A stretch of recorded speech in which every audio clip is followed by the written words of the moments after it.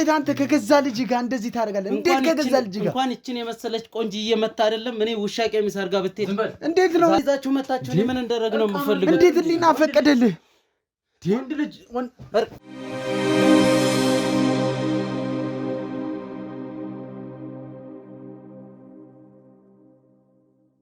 ሰላም ጤና ይስጥልን ውድ ተመልካቾቻችን፣ ዛሬ እንደተለመደው እናንተን ይጠቅማሉ ያስተምራሉ ያልነውን ፕሮግራም ይዘን መጥተናል።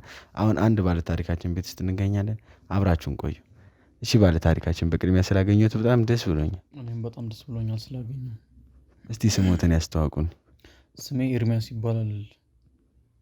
እሺ ኤርሚያስ፣ እስቲ ወደ መጣንበት ጉዳይ ከመግባታችን በፊት ለእኔም ለተመልካቾችም እስቲ ስለ ውልደቱ ስላስተዳደጉ አንዳንድ ነገር ይበሉ። እሺ፣ ስላገኘሁ እኔም ደስ ብሎኛል። አስተዳደጋችን ፈረንሳይ በሚባል አካባቢ ነበር ተወልጄ ያደግኩት እና ያው እንደምታውቀው ፈረንሳይ አካባቢ ብዙ ሰው ጭምት ብሎ አንድ ላይ ፍንፍን ብሎ የሚኖር አካባቢ ነውና ያው እስከ 6 ዓመቴ ድረስ እንደማንኛውም ልጅ ተጫውቼ ነው ያደግኩት፣ ቦርቄ ነው ያደግኩት። በጣም ደስተኛ ቤተሰብ ውስጥ ነበርኩ። ግን ከ6 ዓመቴ አካባቢ ላይ ይኸው እንደምታየው ታናሽ ወንድሜ ተወለደ። እናቴ እሱን ስትወልድ ነው ያረፈችው እና በጣም አስቸጋሪ ነበረ። ያው ከቤተሰብ ውስጥ አንድ ሰው ስታጣ በጣም ከባድ ነው፣ በተለይ ደግሞ እናትን። ከዛ በኋላ ያው ነገሮች ልጁ ላይ ትኩረት አላደረግንም ነበር። የእናታችንም መሞት በዛ ሰሞን ስለነበረ ከዛ ቀስ እያለን ያው በሕክምና ምናምን ሲታይ ልጁ የኦቲዝም ተጠቂ መሆኑን አረጋግጠናል። ያው በዛም በጣም ተደናግጠን ነበረ። ጭራሽ እናታችን መሞት ላይ ደግሞ የእሱ ይሄ ሲጨመር ደግሞ በቃ ትንሽ አስከፊ ያደረገው እና ያው ሁሉ ጨዋታ ያ ሁሉ ቡረቃ እሱ ከተወለደ በኋላ ያው በቃ ማህበረሰቡም ማግለል ጀመረኛል። እኔም ድሮ አብሮኝ ህፃን ሆኖ ሲጫወቱ የነበሩ ልጆች ቤተሰቦቻቸው ይከለክሏቸው ጀመር። ስወጣም ብቻዬን ነው የምጫወተው። ያው እኔም አልወጣም እሱ ቤት ውስጥ ስላለ ያው እንደ አባቴም እንደ ልጅ አየውም በቃ ማለት እንችላለን። እንደዛ በጣም ነበረ የሚገርፈው። በመወለዱ በጣም ነበረ የሚናደደው የሚጸጸተው እና በጣም አስከፊ ነበር። በቃ ልክ እንደ እናትም ሆኜ ያሳደግኩት ብዬ ማውራት እችላለሁ። ምክንያቱም ያው ቤተሰብም በሰዓቱ እንደ ማህበረሰብ ምን ይባላል መሰለክ፣ ልክ እንዲህ አይነት ልጆች ሲወለዱ እነዚህ ከባዕድ አምልኮ ከምናምን ነገር ያገናኙታል እና በቃ የእናቴ ቤተሰቦች ወደ አባቴ ያላክካሉ፣ የአባቴ ቤተሰቦች ወደ እናቴ ያላክካሉ እና መሀል ላይ እኛንን ብቻችንን የቀረነው።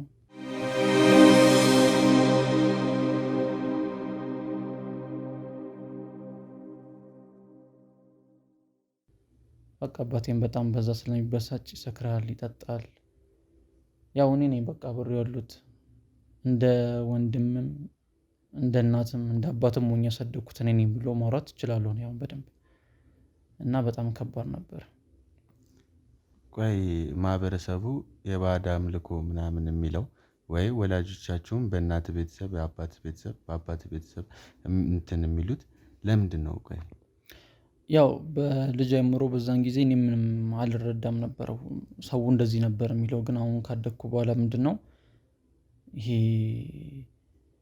በቃ ይሄ በዘር የሚተላለፍ ነገር ነው ብለው ነው የሚያስቡት ሲመስለኝ። እኔ ያው ዲቴል ነገሮችን አላውቅም፣ ግን የእናቴ ቤተሰቦች ባልሽ እንደዚህ ስለሆነ ነው፣ ቤተሰቦቹ እንደዚህ ስለሆነ ነው የሚሉት።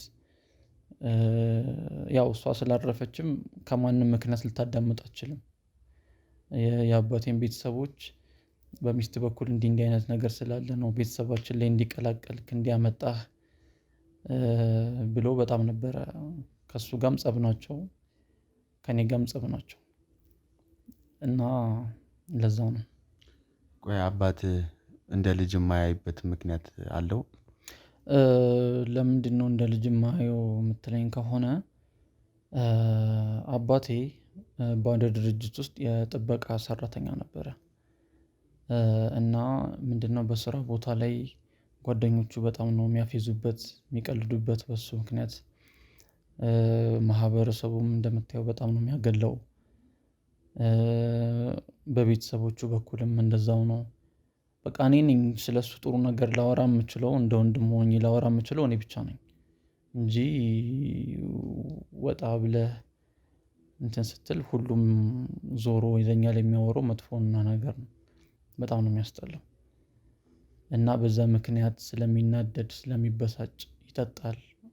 ያው በሚስቱ መሞትም ትንሽ በጊዜው እንትን ብሎ ስለነበር የሰው እንደዛ መሆን ደግሞ ጭራሽ ነገሮችን አባባሰና በቃ ልጁን እንዲጠላ አደረገው። ቆይ አሁን አንተ እንደ አባትነቱ ቀርባችሁ ለማውራት እንደዚህ እንዳያስብ ለማድረግ አልሞከርክም? ያው እንደነገርኩ በልጅ እድሜ ያንን ማድረግ አችልም። እንኳን ያንን ላረግ አይደለም እሱን ሲመታው እኔ በመሃል ስገባ እኔ የምገረፍበት ጊዜ ነበር። እኔ ራሴን ካወቅኩ በኋላ ትንሽ ከፍ ብዬ ግን ያው ነገሮችን ለመቀስ ብዬ ለማስረዳት፣ ምክንያቱም ትንሽ ትምህርት ላይ እንትን ስለነበርኩ ስለሱ በደንብ ለማጥናት ሞከርኩ።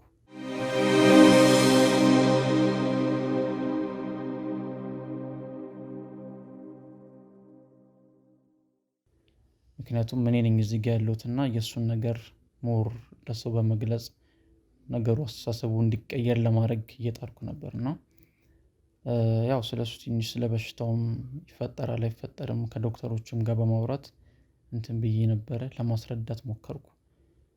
ግን ምንድነው አንዳንድ ጊዜ ያው አንድ ሰው ከሚያወራው ውጪ ብዙ ሰው የሚያወራው ነገር ተደማጭነት አለው።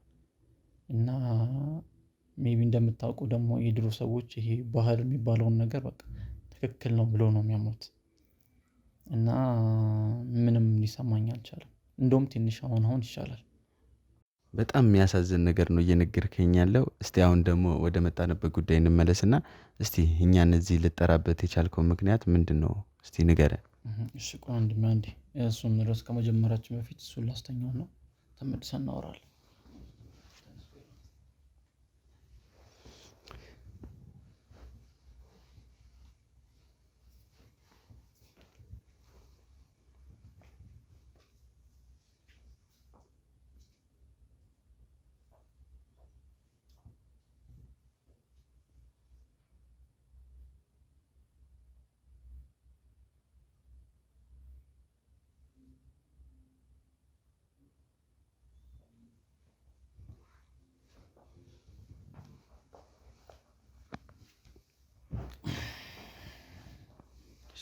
እሺ አሁን መጀመር እንችላለን።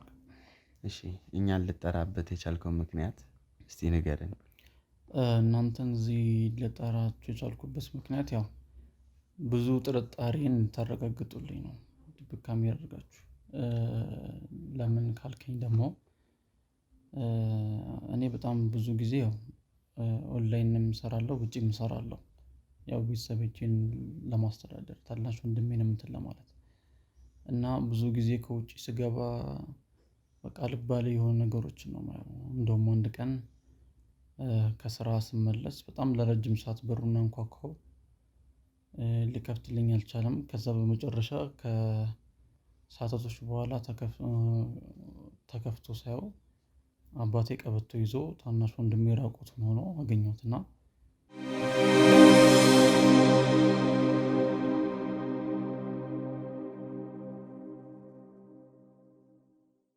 በሰዓቱ ምን እየገረፍከው ነው ምናምን ብዬ በጣም ጠይቆ ሞከርኩ። ታናሽ ወንድሜንም እንትን ልለው ስሞክር ያው እኔ ከቤት ስወጣ በሚያሳድርበት ጫና ይመስለኛልና ምንም ነገር ሊነግረኝ አይፈልግም።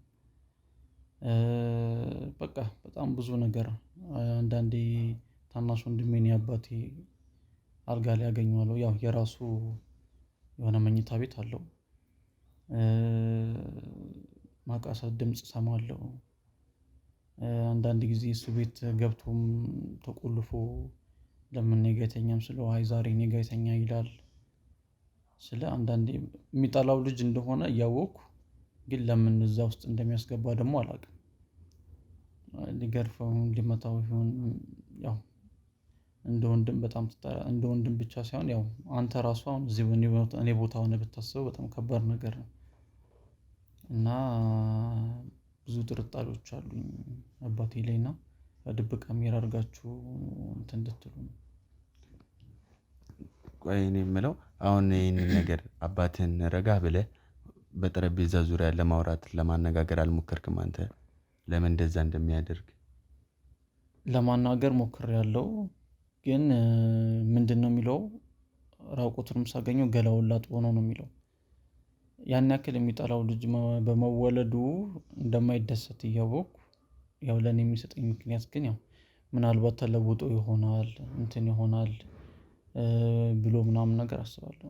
እንደውም አንድ ቀን ማታ አካባቢ ነውና ለድንገት ከእንቅልፌ ተነስቼ እስኪ ሊየው ብዬ ስገባ በትራስ አፍኖት ምናምን ነገር አገኘሁት እያፈነ።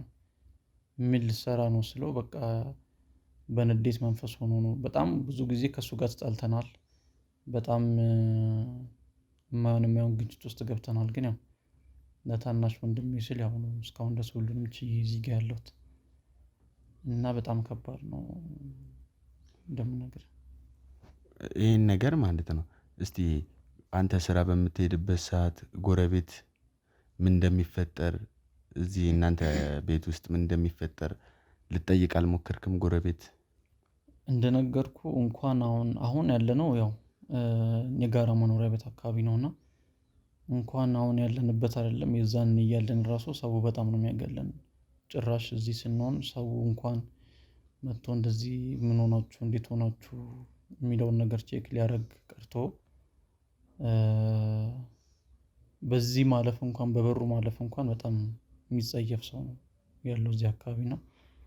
ያው ከጎረቤታችንም ጋር እንስማማም እነሱም እኛን ሊያወሩ ፈቃደኛ አይደሉም እና በጣም አስቸጋሪ ነው።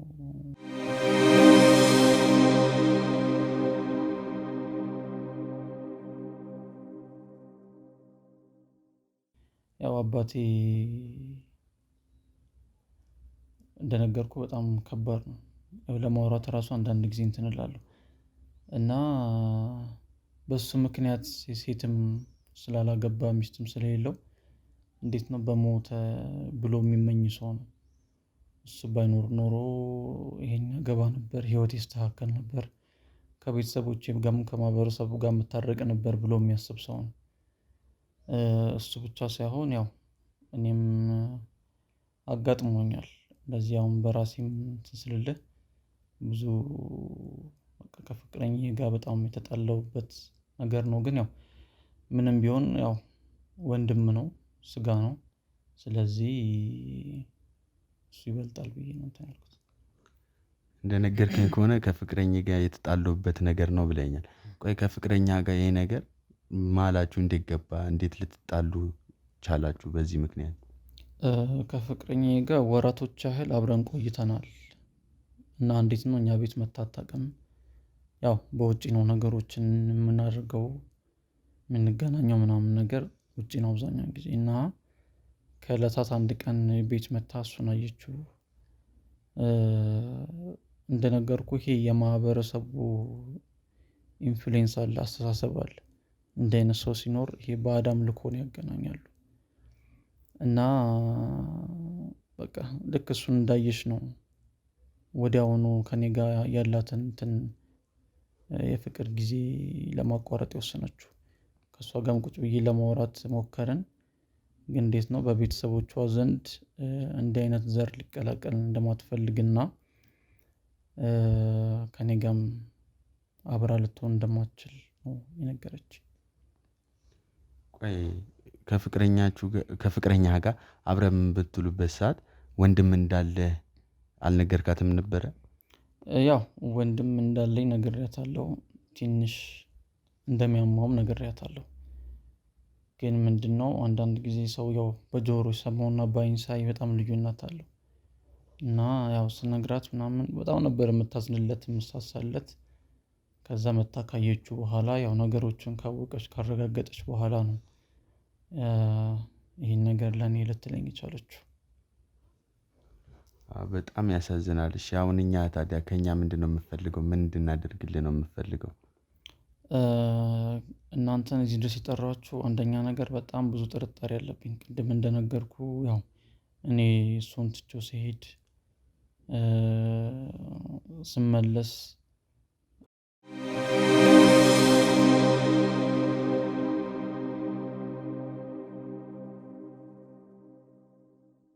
ያልተገባው ነገር ስለማይ እንደነገርኩም በትራስ ሊያፍነው እንደነበር ራቁቱንም ቀበቶ ይዞ እንዳገኘሁት እና ምንድነው በቃ ማወቅ እፈልጋለሁ። ብዙ ጥርጣሬ ስላለብኝ አይ ይሄ ነገር ወንጀልም እየሰራ ከሆነ ለህግም ቅርብ ከሆነ ሲቀጥል ደግሞ ለእኔ ጥርጣሬም ስለሆነ ድብቅ ካሜራ እዚህ አስቀምጣችሁ ቼክ እንድታደርጉልኝ ነበር። እሺ እንዳልከን ካሜራ አድርገን የሚፈጠረውን ነገር ለማየት እንሞክራለን። ግን በቅድሚያ እስቲ አንተ ምን አይነት ጥርጣሬ ነው ያሳደረብህ? በቃ ከዚህ በፊት እንደነገርኩ ያው ስገባም እማያቸውም ነገሮች ያልተገባ ነገር ስለሆኑ ልጁን እንዳይገለውም እፈራለሁ። ሲቀጥል የሚደበድበውም ይመስለኛል። እና ደግሞ ከዚህ በፊት ወደ ሆስፒታል ወስደነው ያው ወደ ጥሩ ለውጥ ይመጣል። በደንብ የሚፈልገው ምንድነው ይሄ የቤተሰብ ትሪትመንት ይፈልጋሉ እንዲህ አይነት ልጆች እና መድኃኒታቸውን ይሄ በስትክክል መውሰድ አለባቸው። እና በቅርብ ጊዜ ከዶክተሩ ጋር ሄጄ ሳወራ ልጁንም ካየሁ በኋላ በቃ ምንም ለውጥ እንዳይለ ጭራሽ ነገሮች እየተባባሱ እንደሆነ ነው የነገረኝ። እና ምንድነው የኔ ጥርጣሬ ከዛም የተሰጡት መድኃኒቶች አሉ እና መድኃኒቶቹን ቼክ አደርጋለሁ አብዛኛውን ጊዜ። ከዛ ቼክ ሳደርግ ይሄ ጊዜ ገደቡ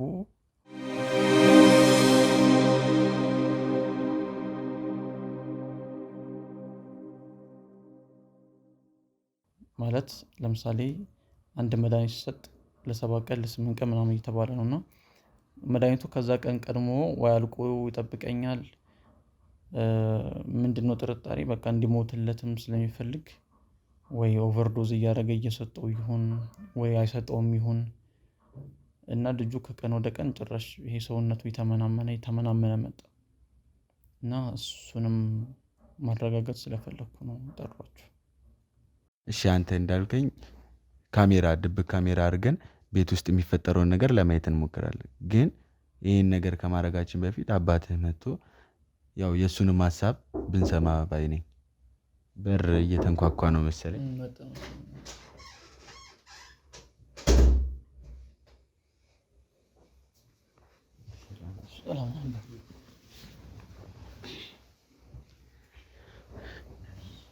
እሺ ጤና ይስጥልኝ።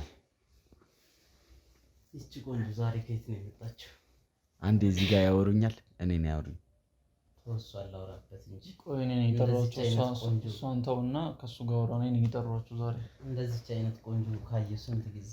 አንዴ እኔ ነው ያወሩኝ። አንዴ ይኸው እሱን ያወሩት። እሷ አለ እንደዚህ ሼፓ ዳሌዋ አባረፍ እንጂ ምንድነው የምትለው? ሁሉ አንዴ ቦታ እኔ ያወሩኝ። እንዳሳፈርከኝ ተው ነው እንጂ እንዴ? እንደዚህ ማሳይበሉ። ምን ነው የአንገትሽን ሀብል ባረገኝና አባረፍ እንጂ ለምታወራው ነገር ትንሽ አንዴ ተውኝ አልኩህ እኮ። እነሱ ስነ ስርዓት ያዙ እንጂ ስነ ስርዓት አንዴ ከኔ ጋር አውሩ። የምታወራኝ ነገር ካለ እሷ ታወራኝ። አንተ ምን ቤት ነው? ከእሷ ጋር ምንድን ነው ያያዙት? እኔ ነኝ የጠሯቸው። እሱን አውሯል። የኔ ቆንጆ ሁሉ ነገር እኮ ነው የሚያምረው። አባረፍ እንጂ የምታወራውን ነገርማ በስትክክል እያሰብክ ላውራበት አልኩህ እኮ አውራ። ግን ስታወራ ከሱ ጋር አውራ። ከሷ ጋር ወይ ከፈለክ በኋላ ትጨርሳለህ ከእንትን ካለ በኋላ። ግን አሁን ከሱ ጋር በስትክክል አውራ። ቶቶቿ ዳሌዋ ሁሉ ስነ ስርዓት ያዙ እንጂ። እንዴ ወዴት ነው የምትሄደው?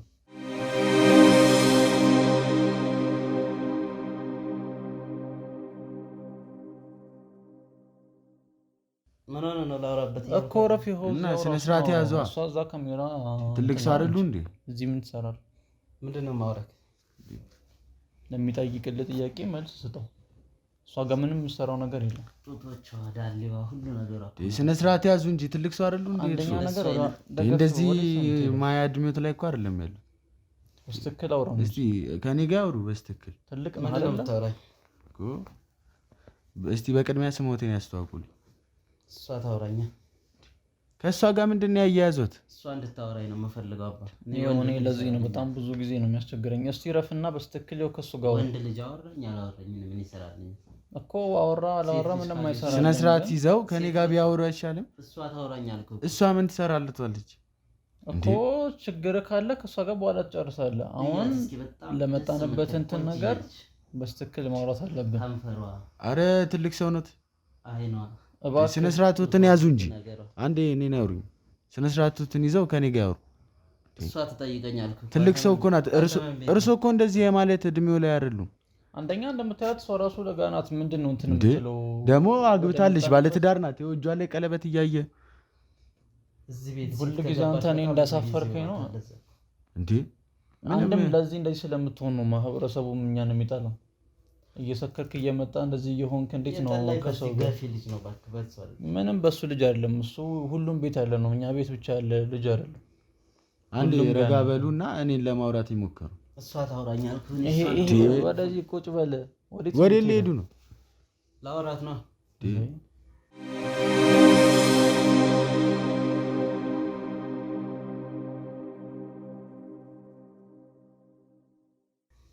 እዚህ ቁጭ ብለው እኔን ያውሩ እኮ ትልቅ ነኝ አንተ ልይዝ እችላለሁ ምንድነው ማውራ ነገር ንገረኝ እሺ በቅድሚያ ስሞትን ቢያስተዋውቅልኝ ምን አለ እስቲ ስሞትን ያስተዋውቁልኝ ለተመልካቾች እሷ ተጠይቀኝ ሰሜንም ሁሉንም ነገር መጠየቅ ከፈለክ እሷ ተጠይቀኝ የሷን በኋላ ትጨርሳለህ አሁን በስተክል ቁም ነገር ነው ያዝነው ቁም ነገሩን ደግሞ አሁን እዚህ እንትን መነጋገር አልፈልግም ከሷ ጋር ባለ ትዳር ናት እሷ ባለ ትዳር ናት የልጆች እናት ናት ይኸው ቀለበት አድርጋለች እጇ ላይ ኮንድ አወራው አላወራው ምን ተቀማለ ስነ ስርዓቱን ያዙ እንጂ ትልቅ ሰው አይደሉ እንዴ እስቲ ረጋ ብለው በእርጋታ ከኔ ጋር ለማውራት ይሞክሩ እሷ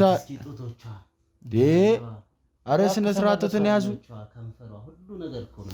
ስነ ስርዓቱን ያዙ እንጂ እኩያ አይደለችም ባረገኝና ላይሽ ላይ በቀር አንደኛ እኩያ አይደለችም ምን ማለት ነው ቆይ ምን እየሰሩ ነው ምንድነው የምትሰራው አባ አረፍ እንጂ ላውራት አልኩህ ምን ነው አታውራት እኔ ነው የምጠይቀው እንጂ እሷ አይደለም የምጠይቀው እሷ ደግሞ እኮ እኔ ነው የምጠይቀው እንጂ እሷ አይደለም የምጠይቀው ስራዋ ደግሞ እሷ አይደለም ስራዋ እሷ አይደለም እሷ እንዴ ይሰማኝ ነው አይደለ ሲጀመር አንደኛ ነገር ስራዋ ካሜራማን ነው ሁለተኛ ነገር ባለትዳር ነው ሶስተኛ ነገር ደግሞ የልጆች እናት ናት ሲቀጥል አንተ ምን ሰራው ደግሞ እርሶ እኮ ትልቅ ነው እኩዮት አይደለችም ስለዚህ ረጋ ብለው ከኔ ጋር ለማውራት ይሞክሩ ከሷ ጋር ምንድነው ያለ እድሜ ነው ሽማግሌው እየቀረበት እንዴ ረጋ ብለው ከኔ ጋር ለማውራት ይሞክሩ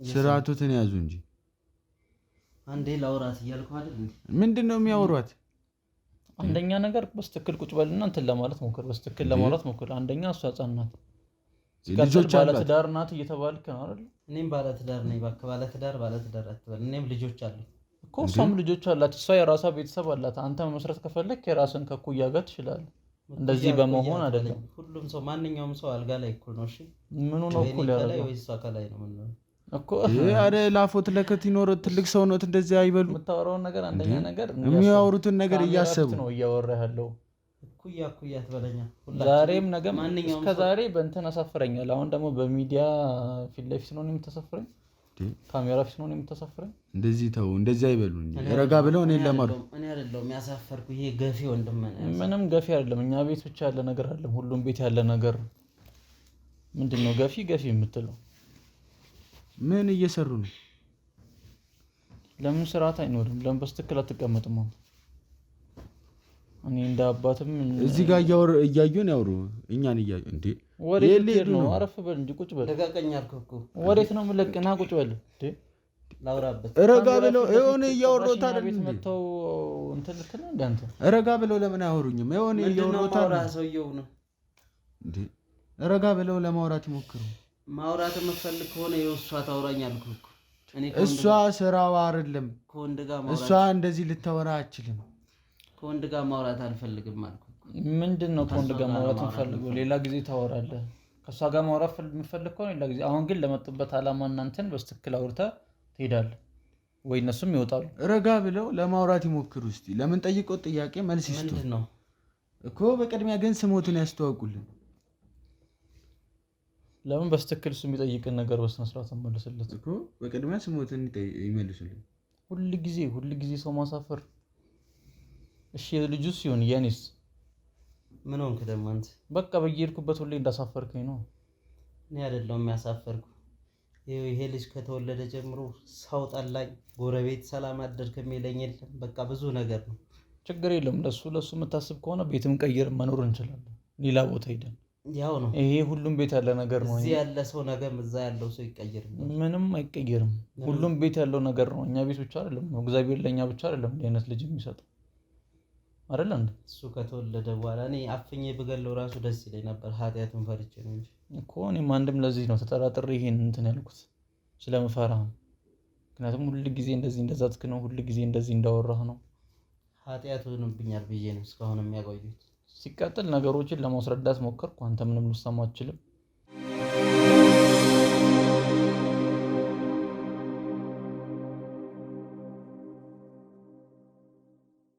ይሄ ባዕድ አምልኮ ምናምን የሚባል ነገር አይሰራም። ሲጀምር ምንም ነገር አይሰራም። ቆይ እሱ ልጅ ሊጠሉ የቻሉበት ምክንያት ምንድን ነው? እስቲ ቆይ ንገሩን እስቲ።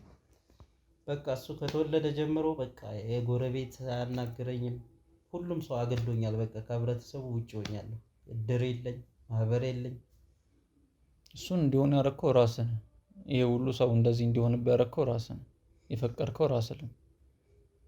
አንተ ልጅ እኔን ጥፋተኛ አታድርግ ስለሆንክ ነው። ሁሉም ቤት ያለ ነው። እኛ ቤት ነገር ያለ ብቻ አይደለም፣ አዲስ ነገር አይደለም። ምንድነው እኔን ጥፋተኛ የምታደርገኝ? አባቴ እኮ ነኝ እኮ። አባቴስ ብትሆን አይደለም። ተረጋጉና እኛ እዚህ የመጣ ነው እንድትወቃቀሱ ሳይሆን በሰላማዊ መንገድ ችግራችሁ እንድትፈቱ ነው እዚህ ጋር የመጣ ነው። እሱም ያልገባው ነገር አለ፣ ያልገባው ጥያቄ አለ፣ የሚፈጠርበት ጥያቄ አለ። ጠጥተህ ነው የመጣው ዛሬ? ምንድን ነው አፍ የሚሸተው? ገንዘቡን ለምንድን ነው የምታወጣው? ስራ የለህ ምን የለ፣ ገንዘቡ ኬስ ነው የመጣው፣ ኬስ ነው የምትጠጣው። የት ልሄድልህ? ለምን በስነ ስርዓት መኖርን አትጀምርም? በስትክክል ጠጥቼ ጭንቀቴን ካረሳሁ በምን እረሳለሁ? ለዛ ነው እየጠጣ እየመጣ ነው ልጁ በስትክክል መድኃኒትም ማሰጠው። እዚህ የእናንተን አይን እያየሁ ልክ አይደል? እዚህ መጥቼ እኮ ለዛ ነው ጠጥተህ እየመጣ ነው። ይሄኔ ልጁ መድኃኒት ብሩንም ይሆናል የምትጠጣበት። ማን ያውቃል? ምን እሱ እንደው አይደል ምን ይሰራል? ለምንድን ነው የማይድን ነው? ብር መጨረስ እኔ ብጠጣበት አይሻል? ጠጥተህስ ይኸው ከፍ እልበታለሁ። ምኑ ነው ከፍ የምትልበት? እንደዚች አይነት ቆንጆ አይበታለሁ። እዚህ ጋር እያወራኖት ነው። ወደ ሌላ ነገር ለምን ይሄዳሉ? እዚሁ እንደጀመርነው እዚሁ ወሬያችንን እንጨርስ። ሌላ ቦታ እሷ ጋር ምናምን አትሄድ። እንደዚች አይነት ቆንጆ እያየሁ አንተን ላውራ? ኧረ ስነ ስርዓት ያዙልን። ትልቅ ሰው ኖት። ቁጭ በል። ወዴት ነው የምትሄደው? አረፍ ቁጭ በል። ቆይ ምንድን ነው የምታወሩት? ወዴት ነው የምትሄደው? አረፍ በል። እዚህ እየሰከርክ እየመጣ በቃ የማንም እንትን ሆንኩ አይደል? ይረጋጉ እንጂ ስሜቶትን ገርተው ለማውራት ይሞክሩ። ይሄ ወፍሸት የለ እንዴ? ለምንድን ነው አልሰከርኩም? ሲቀጥል ደግሞ ለምንድን ነው መድኃኒቱን በስትክክል ማሰጠው?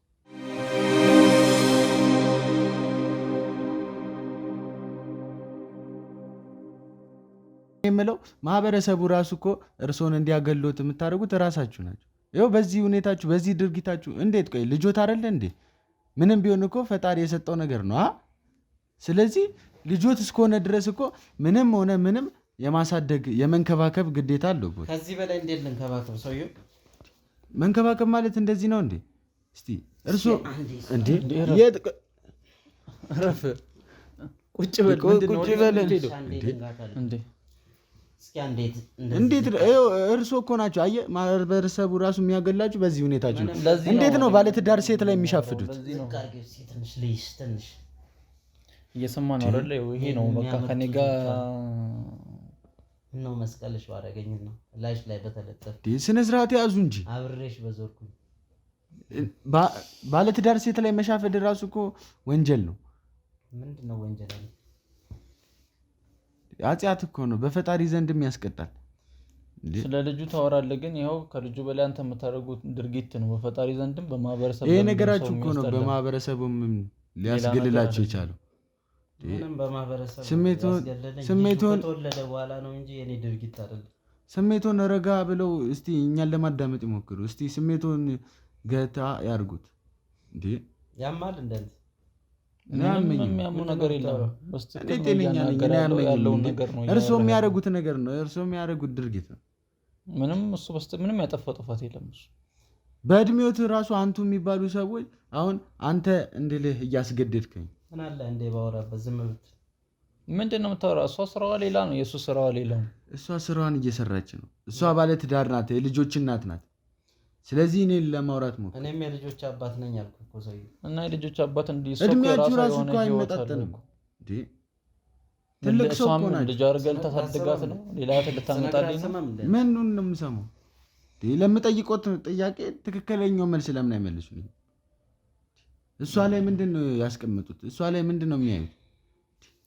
ነው በቃ በየሄድኩበት እንደዚህ ነው። ለዛ ነው ማህበረሰቡ የሚያገለን እንጂ ምንም በልጁ ጉዳይ አይደለም። እያት እስቲ ከንፈሯ እያየሰማን ነው አይደል? የሚያደርገው ነገር እያየን ነው አይደል? ኧረ ስነ ስርዓቱን ያዙ። ይሄ ምን ትላለህ አንተ ራስህ እንዴ? ስነ ስርዓቱን ያዙና እኛን ለማውራት ይሞክሩ እንጂ እኛ ለምንድን ነው በስትክክል ረጋ ብለው ለማዳመጥ የማይሞክሩት? ላውራበት አልኩህ እኮ ሰውዬው። ጣፋጭ የምትመጠጥ ልጅ እንዴ! ለምንድን ነው ስነ ስርዓት የሚሆነው? ምን አይነት ወሬ ነው ዛሬ ደግሞ የምታወራው? ይሄን እያስተማሩ ነው አሚሉ እኮ እዛ መጠጥ ቤት። አንተ ልጅ አባትህ እኮ ነው። አባቴ ብትሆን ታዲያ እንደ አባትነት እንደ ልጅ አንተ በስትክክል ማውራት አለብህ። እኔ ፊት ለፊት እንደዚህ እየሆንክ ነው። ከመጀመሩ ነው እንደዚህ መነጋገር የጀመርነው። ከመቼም ይሁን አሁን እንደ ድሮ እንደ ህፃንነት እንደምደበድቡ ልጅ አይደለሁም። ያኛው ኤርሚያስ አይደለሁም። አሃ ተጎረመሰልኝ። ለምን አልጎረምሰም? ይሄን እስኪ ዛሬ እኮ ረጋ ብለው እኛ የምንጠይቆትን ጥያቄ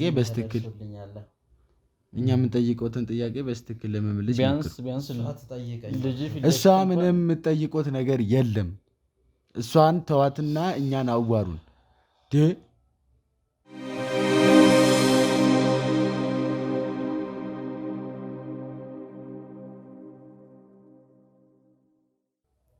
በጣም በቃ እያናደዱኝ ነው። እንደዚህ አይደረግም። ትልቅ ሰው ነው። አንቱ ያልኩት እኮ በእድሜው ታክብሬ ነው። ድርጊቶ ግን አንተ የሚያስብል ድርጊት ነው እያደረጉ ያሉት። ስለዚህ በቃ እንደተከበሩ እኛ የምንጠይቆትን ጥያቄ በነፃነት ረጋ ብለው ይመልሱልን። ትክክለኛው መልስ እንዴ እሷ ጋር ምንድን ነው ያዩ? አንድ ላይ ነው አይደል የመጣችሁት? ግን እሷ ስራዋ ሌላ ነው፣ የእሱ ስራ ሌላ ነው፣ የእሷ ስራ ሌላ ነው። ምንድን ነው እሱ ስራዋን ስለምታውቅ እሷ ጠየቀችው፣ እኔ ጠየቅኩት። ምን የሚለየ ነገር አለ? ሁለታችንም ልንጠይቃቸው የምንችለው ነገር አንድ አይነት ጥያቄ ነው። ስለዚህ ምንም የምንጠይቃችሁ ነገር ሊለያይ አልችልም። ምንድን ነው ልዩነቱ? እሷ እዚህ ጋር ሆና ብትጠይቅ እኮ ትነካታለህ ማለት አይደለም። የምትጠይቀው ጥያቄ ትመልሳለህ ነው እንጂ ሌላ ነገር አለ። ብነካት አንተ ከተስማማ ምን አገባ? ለምን እሷ ደግሞ አትስማማም? ስለዚህ ረጋ ብለው ነው የምጠይቆትን ጥያቄ ይመልሱ። ትዳሩን ዝም ብሎ የሚበትን አይደለም እዚህ ያለው። አንተ አንዴ በመጠጥ አይደል ለይቶላል። እሺ ይሁን ያንተን ነገር። ስለዚህ እኔ የምጠይቆትን ጥያቄ በስትክክል ረጋ ብለው ይመልሱ።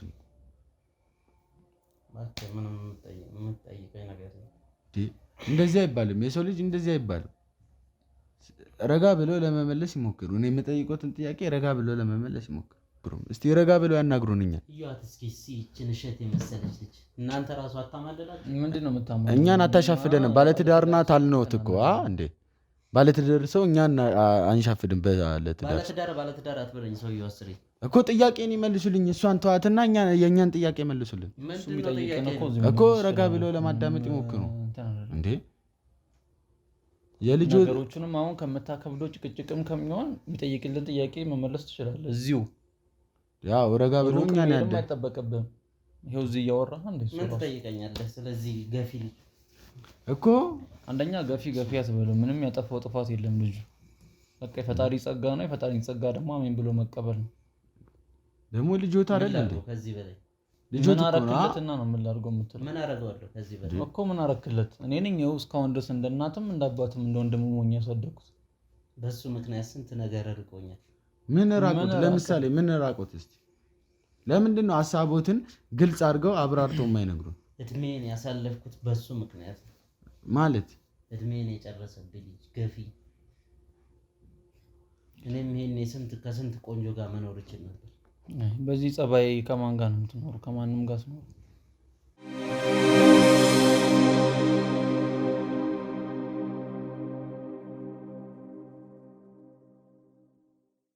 እንዴ?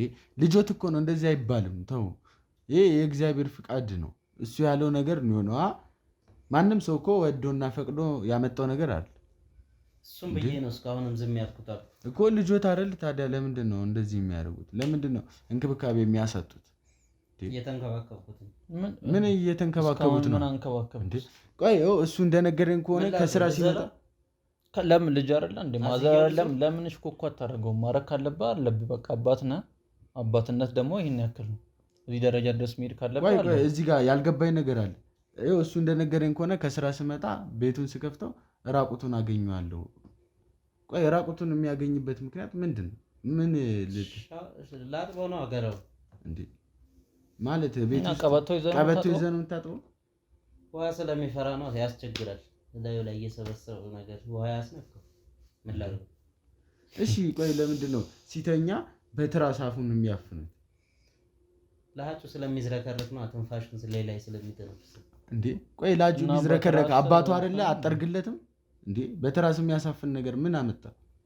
ስለሚያስጠላኝ በቃ በጣም ለሃጩን ያዝረከረከብኛል የተነፈሰብኛል ስለሚያስጠላኝ ቤተሰቦቼ እኔ እርግጠኛ ነኝ አሁን ቢያዩ ልጁን የምጠላው ያህል ነው የሚጠሉክ በዚህ ጸባይ ከዚህ በላይ ምን ማን ይጠላኛል ደግሞ እሱ እንደነገረኝ ከሆነ ሆስፒታል ሄዶ ተስፋ እንዳለውና መድኃኒቱን በአግባቡ ከወሰደ ትሪት ካረጋችሁት ይሄ ልጅ የለውጥ ያመጣል ይሻለዋል ብለዋል ዶክተሮቹ ቆይ ታዲያ ይሄን ነገር መድኃኒቱን የምትሰጠው ከሆነ በአግባቡ ይሄን ለውጥ ለምንድን ነው ሊያመጣ ያልቻለው እንደውም እንደነገረኝ ከሆነ እሱ ከቀን ወደ ቀን እየባሰበት ነው የመጣው ብሎ ይሄ ነገር እንዴት ነው ሊሆን ይችላል መዳን ስለማይችል ነው ለምንድን ነው መዳን የማይችል በቃ ተለክፏል ልጁ ሲወለድ ሲፈጠር ተረግሞ ነው የተፈጠረው ማን ያረገመው ካንተም ዘር እንትን የማይል ከሆነ ምንም የለም የምትል ከሆነ ከሷም ዘር እንደሌለ ታውቃለህ አንተ ራስህ ስታገባ ቤተሰቦቿንም ታውቃለህ እና ማን ያረገመው ይሄ ልጅ ጎረቤት ዘመድ ቆይ እኔ ያልገባኝ ነገር አባቱ ነህ ልጅህ ነው ስጋህ ነው ለምንድን ነው ቆይ እንደዚህ ልጠላው የቻልክበት ምክንያት ቆይ ምን አድርጎ ነው እንደዚህ ለአይን እስከሚያስጠላ እንደዚህ ይሄ ሁሉ ነገር በደል እስከማድረስ የደረስክበት ነገር ምንድነው ቆይ እስቲ ንገር ምንድነው ነገር ቁጭ ብለና አዋራቸው ወዴት ነው የምትሄደው ልተኛበት ወዴት ነው የምትተኛው ቁጭ ብለህ ተረጋግተህ ከኔ ጋር ለማውራት ሞክር እንጂ ምንም የማወራው ነገር የለም ነገርኩህ ያው እንግዲህ አይተዋል አይደል ያው አስቸጋሪ ነው ያው ከጻናት ጀምሬ እንግዲህ አንድም ከሱ ጸባይ ጋር ነው እንደተጋፈው እዚህ ደረጃ ድረስ ይደረስኩት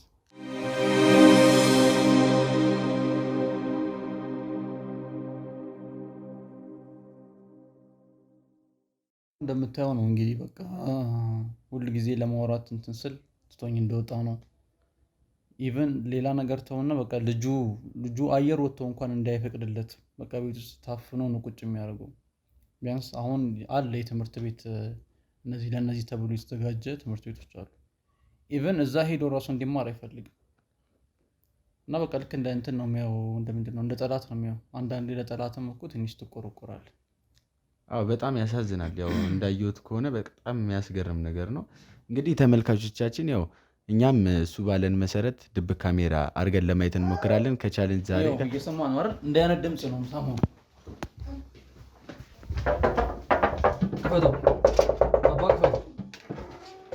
ምንድነው የሰራው ምንድነው ምን እያደረክ ነው እንደዚህ እርቃኗን መታኔ ምንድነው የሰራው እንደዚህ ይሄ ምንድነው ወይኔ ወንድሜን እንደዚህ አይነት ነገር አይቻ አይደለም እኔ ሁሉ ጊዜ ምንድነው የሰራው ምን እያደረክ ነው ይሄ ነገር ምንድነው እንዴት ነው እንደዚህ የምታደርገው ይሄ ምንድነው እንዴ አንተ እንዴት ነው የምታደርገው እንዴት ታደርጋለህ እንደሱ አይደለም ቆይ እንደሱ አይደለም ተረጋ አንተ የገዛ ልጅን እንደዚህ ማድረግ አይደለም እርቃኗን ይዛችሁ መታችሁ ምን እንደረግ ነው የምፈልገው እንዴት ሊና ፈቀደልህ ወንድ ልጅ እርቃኗን እኮ ነው ይዛኝ እንዴት ወንድ ልጅ እንዴ ወይኔ ወንድሜን አንተ የገዛ ልጅን እንዴት ሊና ፈቀደልህ እንዴት አሳልፈኝ አንተ ቆይ እንደሱ አይደለም ተረጋጋ አሳልፈኝ ቆይ እንደሱ አይደለም ቆይ ተረጋጋ እንደሱ አይደለም አንተ ቆይ እንዴት የገዛ ልጅን እንደዚህ ራቁቷን ተገላልጣ መታኔ የታለ ራቁቷን እስቲ አልችልም በቃ የታለ ራቁቷን የቱ ጋር ነው የሆነችው ልብስ ለብሳ አይደል ሻፈደችኝ ምን ላድርግ ልብስ ለብሳ አይደል ምንም አይነት ያባሰነት እንትን አልፈልግም እንደዚህ አይነት ነገር እኔ አልችልም በቃ ምንድነው የማልችለው በቃ ስሜታዊ ሆንኩኝ ተወሰውኩ በቃ እኔ ከዚህ በኋላ ተነስ ስሜታዊ ሆንኩኝ። ተወሰው እንዴት የገዛ ልጅህን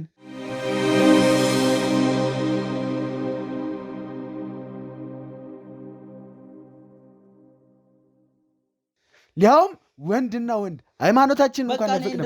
ሁለተኛ ነገር ደግሞ የገዛ ልጅህ ነው። ህሊና እንዴት ይሻልልህ? እንኳን እንደዚህ ተገላልጣ እንዴት ህሊና ይሻልልህ?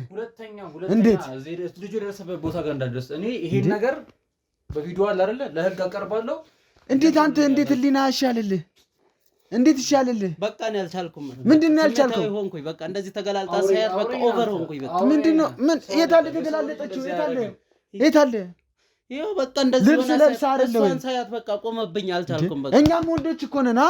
ይሄ ነገር እንዴት አልተሰማንም? እኛን እኔ ስንት ዓመት ከሴት ርቄ የኖርኩ ሰው ነኝ በዚህ ልጅ እና ታዲያ በልጅ ነው ያን ነገር የምትወጣው? በቃ ቆመብኝ። አልቻልኩም። ስሜታዊ ሆንኩኝ። በቃ የእስከ ዛሬውም የሚያወጣው ድምፅ የምታቀስተው ይሄ ሁሉ ነገር ለካ እንደዚህ እያደረግከው ነው ማለት ነው። በቃ አልቻልኩም አልኩ። ምንድነው ያልቻልከው? ምንድነው ያልቻልከው? የገዛ ልጅ ላይ ነው። እኔ በቃ የት ነው የምወጣው? ስሜታዊ ሆንኩኝ። በቃ የት ነው የምወጣው? ነገሮች ሁሉ ተጋልጧል። ከዚህ በኋላ እንደነገሩ ቆንጆ ነው። አንተ እንዴት ብታስበው ነው? የገዛ ልጅ ላይ ይሄን ነገር ማድረግ እንዴት ህሊና ፈቀደልህ? እንዴት እሺ ላለ? እንደዚህ ተገላልጣ መታ ምን እንደሆነ ነበር የፈለግኩ። የታለ የተገላለጠችው? ንገረኛ። የታለ የተገላለጠችው? እስቲ ንገረኛው። ልብስ ለብሳ አይደል ወይ? ራቁቷን ከሆነች ለምን ለኛ አልታየንም? እንዴት አንተ ከገዛ ልጅ ጋር እንደዚህ ታደርጋለህ? እንዴት ከገዛ ልጅ ጋር እንኳን እቺን የመሰለች ቆንጂዬ መታ አይደለም እኔ ውሻ ቀሚስ አድርጋ ብትሄድ እንዴት ነው የምትወራው? ሲጀመር ካሜራማኔን እንደዚህ እንድታወራት አልፈቅድልህም። ገባ አይደለ? እንዴት የገዛ ልጅን እንደዚህ ታደርጋለህ? ካሜራማኔን ሲጀመር እንደዚህ እንድትናገር አልፈቅድልህም። ገባ አይደል? ዛሬ ድረስ ቆይ ለቀኝ። እኔ የጋባል እየጠራሽ ነው። ጥሩ የት አሉ ሌሎቹ? ሴት አሉ የጋባል ጥሩ ነው። ቆይ ይሄ በእጃችን ሰበብ ይሆናል። ይሄንንማስ እዛ የጋባል ከውስጥ ፖሊስ ጣቢያ ወስደን የዛኔ ነው ቅጣትን የምትቀበለው። የጋባል እየጠራችሁ ነው። ይኸው ፖሊስ ጣቢያ ትሄድና ስለዚህ ነገር እያንዳንዱ ትናገራለህ። ምን ማለት ነው? ምን አድርግ ነው የምትሉኝ? ማለት ጥፋት እኮ ነው ሲጀመር። ታወራለህ እንዴ? እንዴት እንደዚህ አፍ አለህ? ደደብ ነህ አንተ። የገዛ ልጅ ላይ እንደዚህ ምታደርግ ውሻ ነህ። ደግሞ ውሻ ቀሚስ ለብሳ መጣ ትላለህ። ውሻው ራሱ አይደለ እንዴ? ራስህ ነህ ውሻው። እንዴት ህሊና ፈቀደልህ? እንዴትስ እንደዚህ ልታረግ ቻልክ? እኔ እሷን ሳይ ሐሳቡስ እንዴት መጣልህ? አልቻልኩም። እኛ ወንዶች ነን እኮ እኛ እንዴት ቻልን? አልቻልኩም። ሲጀመር የባለ ትዳር ሴት ላይ እንዴት ዝም በል ደግሞ ታወራለህ እንዴ? አፍ የለህም እኮ።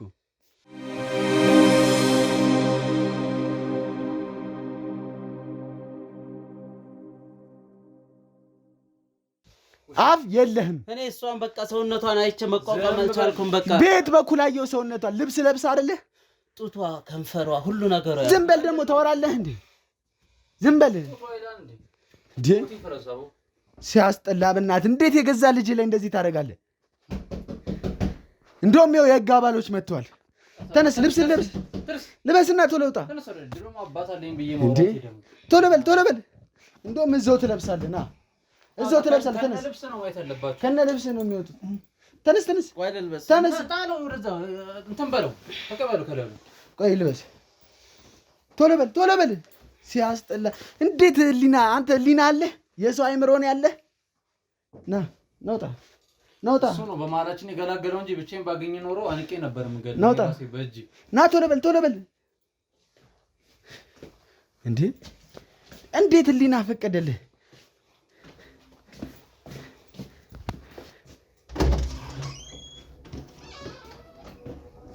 ይልጣ። ይኸው እሱ ነው ያዙት።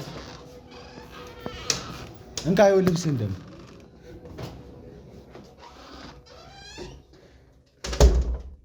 አሁን ደህና ነው እሱ። እስቲ ጤናው እንዴት ነው? እስቲ ወደ ሆስፒታል እንውሰደው። እሱን ወደ ጤና ልብሱን አቀብለኝ እስቲ። እሱን ወደ ሆስፒታል እንውሰደው። የጤና አባላቶች ይዩት፣ የጤና ባለሙያዎች ይዩትና እስቲ የሚሉትን ነገር እንሰማለን። ሲያርግ ዘርጋግረኝኛው እኔን እሺ ወንድሜ። ይኸው እያቃሰተ እኮ ነው። የሆነ ነገር በጣም አሞታል። ከፍ አድርግልኝ ትንሽ። ከዚህ ጋር ዘርግልኝ። ይኸው ኮንዶሙንም ያዘው። ደገፍ አድርግልኝ። ይሄማ እንደ ማስረጃ ወይ ይቀመጥ እዚህ ነው።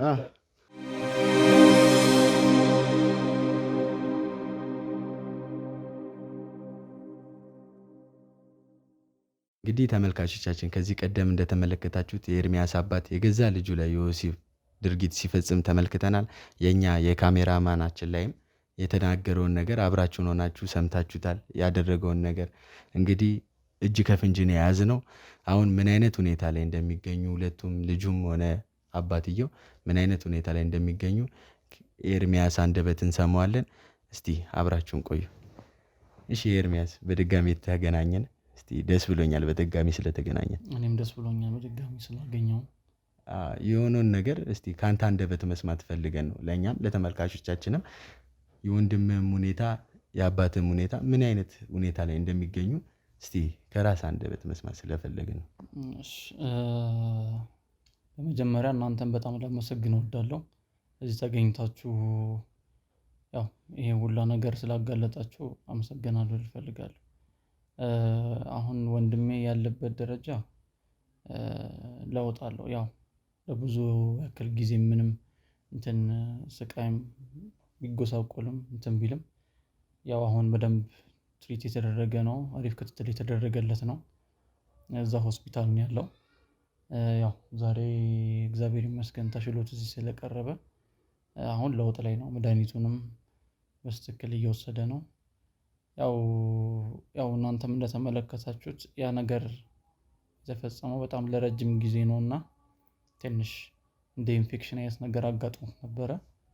አሁን እግዚአብሔር ይመስገን ደህና ነው። መድኃኒት በደንብ የተሰጠ ነው። ወደ አባታችን ጉዳይ ስንመጣ ደግሞ እሱን ያው የፈጸመውን ነገር አይታችሁታል። አንድ ላይ ነው እጅ ከፍንጅ ነው። እዛም የእምነትና የቃል ፍርድ ላይ ሁሉን ነገር እንዳደረገ አምኗል። እና እኔ በጣም ያዘንኩትም ከአእምሮዬም በላይ ሆነው ለ8 ዓመት ያህል ነው ይህን ነገር ሲፈጽም እንደነበር የተናገረው። እና ዳኛውም በጠየቁት ጥያቄ መሰረት ለምንድን ነው የሚባለውን ጥያቄ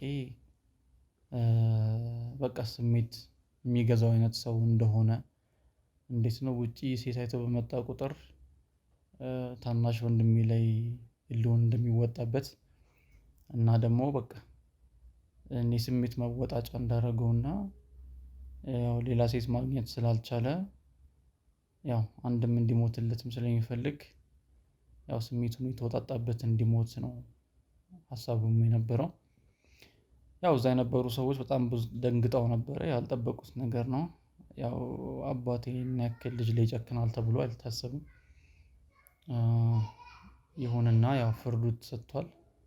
ኦልሞስት ለ16 ዓመት ምናምን ነገር በእስር እንዲቆይ ተፈርዶበታል። ያው የገንዘብ መቀጮም አለው፣ የሞራል ካሳ በሚባል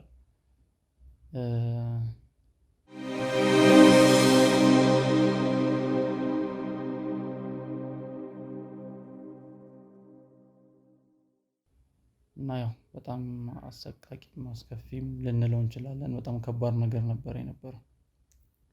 እሺ ወደ ልጁ ሁኔታ መለስ ስንበልና እስቲ ሆስፒታል ላይ ስልክ ከኦቲዝሙ ጋር የሆነ ለውጥ የማምጣት አይነት ነገር አላየበትም? እንዴት ነው? መድኃኒቱንስ በአግባቡ እየወሰደ ነው አሁን ላይ ባለው ነገር? አዎ መጀመሪያ ሆስፒታል ሄዶ መድኃኒቱ ከሰጠ በኋላ መድኃኒቱን በአግባቡ እየተከታተለ ስላልነበረ ነው ለውጥ ያላመጣው እንጂ የሚሰጡት መድኃኒቶች በጣም ኢፌክቲቭ ነበሩ። ቆንጆ የሚባሉ መድኃኒቶች አሉ የሚሰጡት።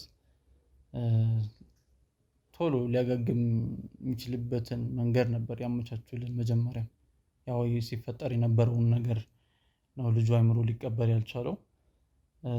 አሁን እግዚአብሔር ይመስገን አብሮት ያሉት ነርሶችም በጣም ቆንጆ ናቸው። በደንብ ነው ትሪት የሚያደርጉት።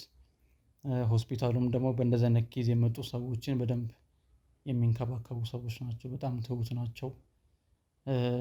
እኔም አሁን እንደ ድሮ እችላለሁም በየቀኑ እየሄድኩ አየዋለሁ እና አሁን እግዚአብሔር ይመስገን በጣም ሰላም ነው። እና እስቲ ወደ አባትህ ጉዳይ እንሂድና እስቲ አባትህ እንደ አባትነቱ ያደረገውን ድርጊት ተጸጽቶ ይቅርታ ጠይቆ ወደዚህ ቤት ቢመለስና እናንተ እንዴት ነው አቀባበላችሁ? አብራችሁ ለመኖር ፈቃደኛ ናችሁ? ይቅርታስ ታደርጉላታላችሁ? እንደ አባት ማለት ነው። ከባድ ነው። ያው እንደ አባት ነው። ግን ከልጅነት ጀምሮ አስተዳደጋችን እንደነገርኩ ነው። ይሄ እንዴት ነው የሰቀቀን አይነት ኑሮ ነው ያሳለፍነው እና በጣም ከባድ ጊዜ ነበረ። አሁን ላይ ያው የሰው ልጅ ቶሎ ብሎ ከህመሙ አያገግምም።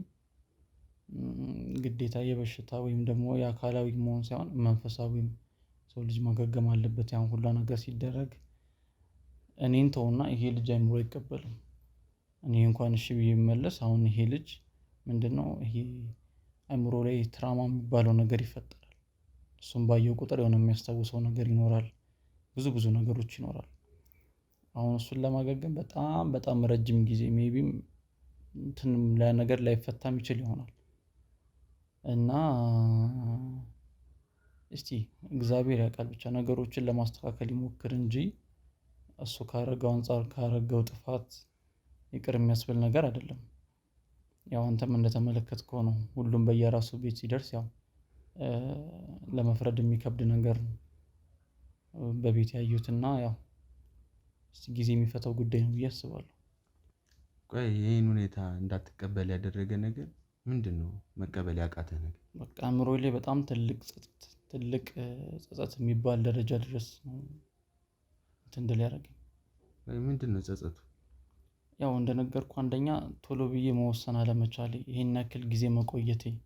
ምክንያቱም በወንድሜ ላይ ይሄን ያክል ጊዜ ሁላ እንትን ሲል ያው ሊመታው ይችላል ሊገርፈው ይችላል እንጂ ይሄን ያክል ደረጃ ይደርሳል ብዬ አላስብም ነበርና ነገሮችን ቶሎ ወደ ውሳኔ አለመግባቴ በጣም እንድቆጭም እንድጸጸትም አድርጎኛል በጣም ሲበዛ እና ወደኋላ ተመልሼ ነገሮችን ሳስባቸው ይሄ ልጅ እንደ ልጅነቱ ያሳለፋቸውን ነገሮች በጣም እንኳን ለትንሽ ሰው ለትልቅ ሰው ራሱ በጣም የሚከብድ ነገሮች ነው ያሳለፈውና እኔ ራሱ በሱ ቦታ ሆኜ ሳስበው በጣም በቃ የሚዘገንን ነገር ነው ያየሁት እና ይሄን ሁላ ነገር ይቀበላል ብዬ አሁን ይሄ ልጅ ራሱ አላስብም በልጅ አይምሮ።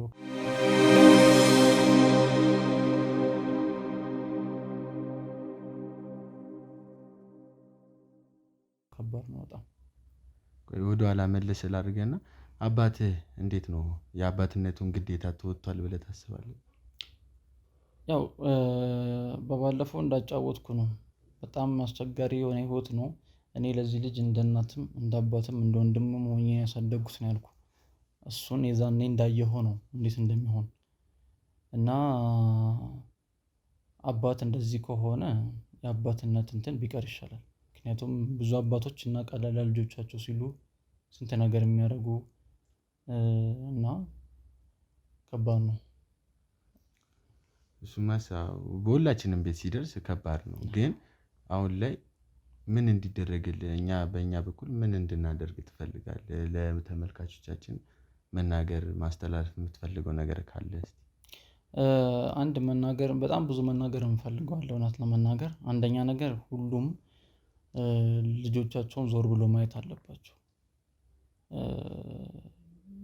ማን ምንድነው የሚሰራው የሚለውን ነገር ሁሉም ኃላፊነት ወስዶ ማየት አለበት።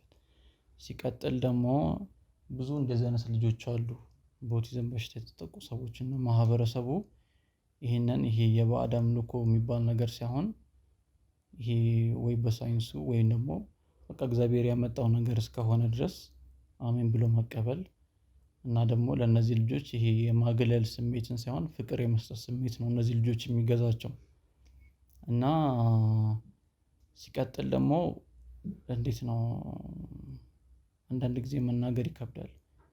ለሁሉም ቤት ይሄ አሁን እኔ ቤት ያለው ነገር መማሪያ ይሆናል ብዬ ነው የማስበው እና አንደኛ ነገር ይሄንን ለምትመለከቱ ሰዎችም ቤታችሁ ያለውን ነገር በደንብ ማየት እንዳለባችሁ የራሳችሁን ጓዳ መፈተሽ እንዳለባችሁ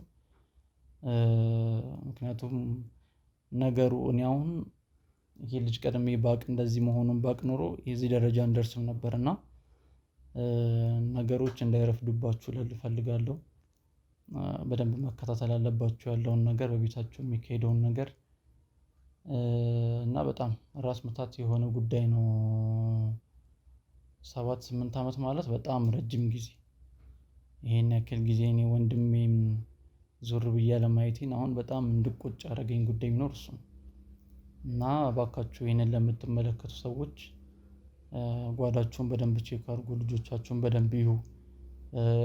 እንደነዚህ አይነት ልጆችን በደንብ ወደ ራሳችሁ አቅርቡ፣ ፍቅር ስጧቸው፣ ተንከባከቧቸው።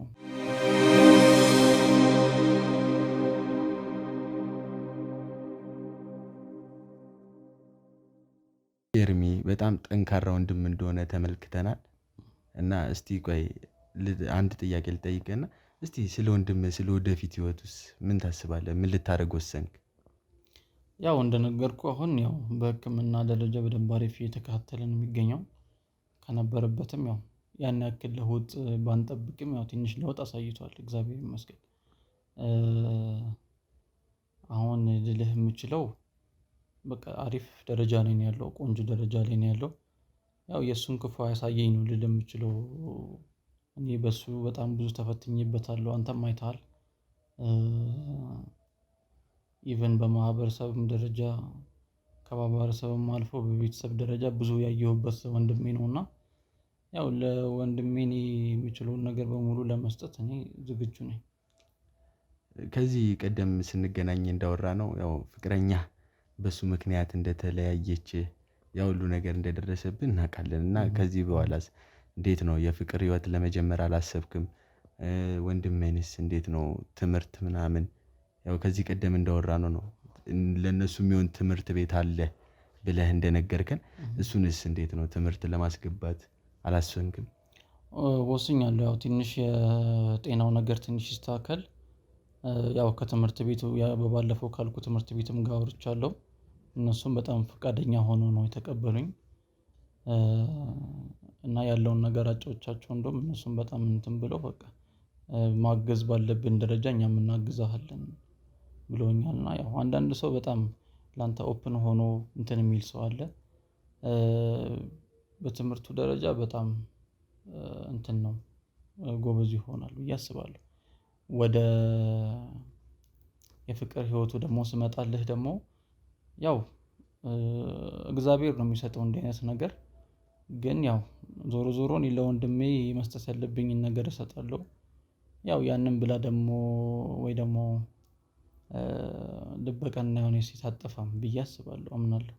ያው ፈጣሪ ለአንተ ያስቀመጠውን ነው አንተ ስላልክ ሳይሆን ከላይ እንትን ስላለህ ነው የሚሰጥህና እንደዛ ነው። ማመስገን የምፈልገው አንደኛ እናንተን በጣም ላመሰግናችሁ እፈልጋለሁ። ሲቀጥል በቃ በዚህ ዙሪያ ላይ ብዙ ያገዙኝ ሰዎች አሉ።